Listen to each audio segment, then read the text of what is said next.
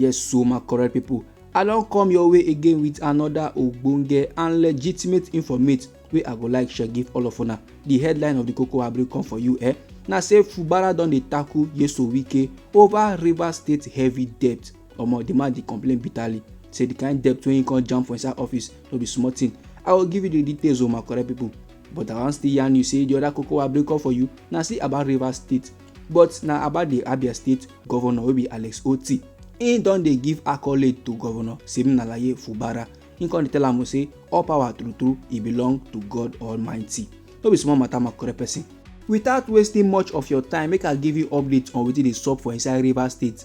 You know say the Rivers State governor wey be Siminalayi Fubara na on Tuesday na come dey yarn dey give the public say his administration he inherit one kind big debt like that on project wey be say na the former administration of Wike na be dey do am. Governor Fubara now dey complain say different kind of contractors wey handle different kind of projects during Wike administration, they don come dey meet him now for office for their balance payment, and this balance payment wey they dey ask of na small remain make e turn billions o. And my correct people, you know say I don give you report now say Governor Fubara and Wike dem get political beef, and na recently na Fubara come outside the yarn say him go soon start to dey torchlight the government of Wike, say he wan know wetin Wike do when he be governor for inside Rivers State. So this koko wey just arise, so this matter of debt e come dey give Fubara more reasons to torchlight the government of Wike, because e get as e be. You know say the past governor of Rivers State wey be Wike, make we no forget say that time him nickname na Mr. Project, based on say he embark on plenty projects dem for inside Rivers State, including the construction of 12 flyovers dem, and he constantly invite big men come Rivers State. He invite people like President Bola Ahmed Tinubu, and na him constantly inaugurate some of the projects dem before they come hand over power give Governor Fubara.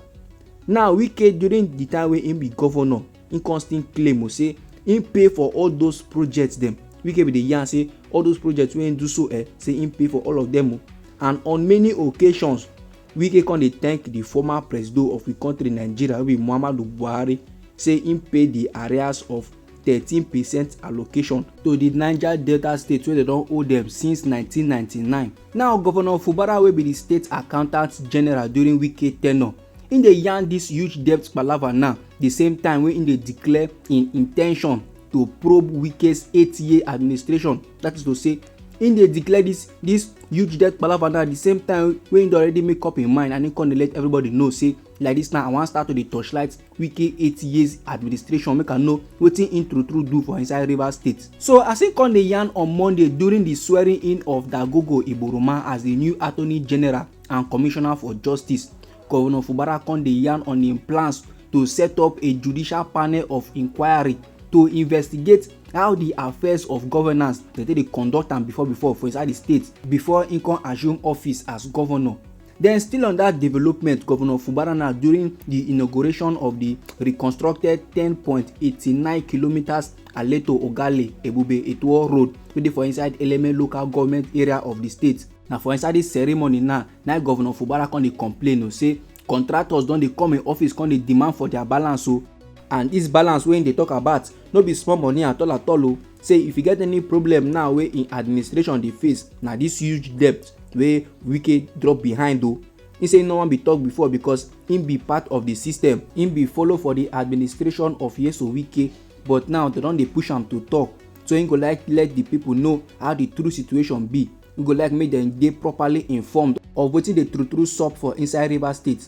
All this one my correct people, Governor Fubara yarn for inside one statement like that wey be say na Nelson Chukwudi na come issue am, and Nelson Chukwudi na the chief press secretary to the governor. So na so the koko be like, my correct people, anyhow it be you for body, feel free make you drop am inside our comment section. Just say Governor Fubara dey complain bitterly for the kind of debt wey Wike drop behind as in dey comot from state as governor. Meanwhile, the Abia State governor be Dr. Alex Oti still on Tuesday, he come dey give accolade give the Rivers State governor wey be Siminalayi Fubara for the success of the construction of the 10.98 kilometer Aleto Ogala Ibubu Etuo Road for inside Eleme local government area of Rivers State. Governor Alex Oti now during the inauguration of the road, he come dey congratulate Governor Fubara for the things wey im don do, and as im take remember to execute road project for inside the Eleme community. And for inside this Eleme community na where Governor Fubara don live before. Now this road my correct people wey dem still know as Old Bori Road, they been award am for inside August 14 for the year 2023 to the China Civil Engineering Construction Corporation at the cost of 6.7 billion naira. For inside im address na, Governor Oti come dey yarn on the importance of leadership in service. Im come dey warn leaders say make dem no serve for their personal interest, but rather make dem serve for the people. So im dey try tell dem make dem recognize democracy wey be government of the people, for the people and by the people. According to how the Abia State Governor wey be Dr. Alex Oti take yarn am correct people, he say im dey always talk am say leadership na about service. Anytime wey leadership comot from service, then there is something wrong somewhere. Say service now suppose to be service to the people, not to ourselves or to things wey dey sweet us. Say anytime wey person now dey serve some kind set of people instead of everybody, make that person go back go check himself. Say power belong to God. Say e no get any human being wey go feel brag say im get the capacity to give power, except that person get capacity to give life.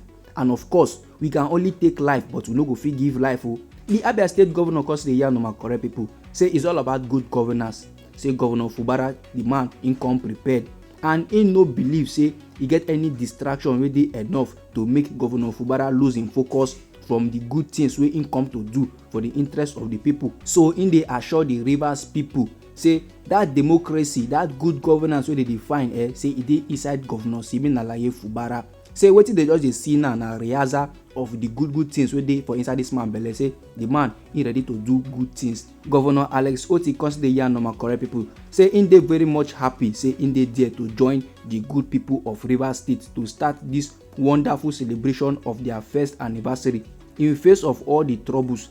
This now dey show say dem still dey focused, dem dey mind the level of distraction wey dey come their way. Now with the facial expression of Governor Fubara, na you go take know say the man im dey very much happy over the celebration of his 1 year in office anniversary with the inauguration of a road project for inside Eleme where im bin live before, and na there im come start im working life. Governor Fubara come dey give accolade to Alex Oti wey be the governor of Abia State.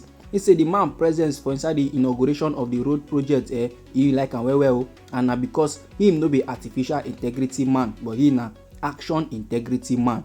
No be lie at all my correct people.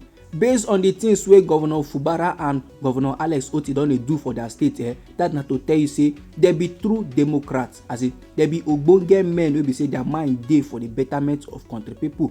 As they don meet up like this now to come dey celebrate the good things, come dey celebrate their 1 year in service, na so good things na Rivers State people go dey see, and na so good things na Abia State people they go dey see too. This na the koko wey I bring come for you my correct person. Anyhow the thing be you for body, feel free make a drop am inside our comment section. You know say this na Anointed Lady TV, all they like give you only ogbonge and legitimate news on wetin dey sup for inside we country Nigeria. So if you never subscribe to this channel, I beg make you try go subscribe and make you turn on the notification bell, so that as they bring the news they come, now you go first get the updates and you go get them sharp. And make you try to share the news to your family and friends, so that them too they go know wetin dey sup for inside we country Nigeria. And they bring on that update for you my correct person. No go anywhere.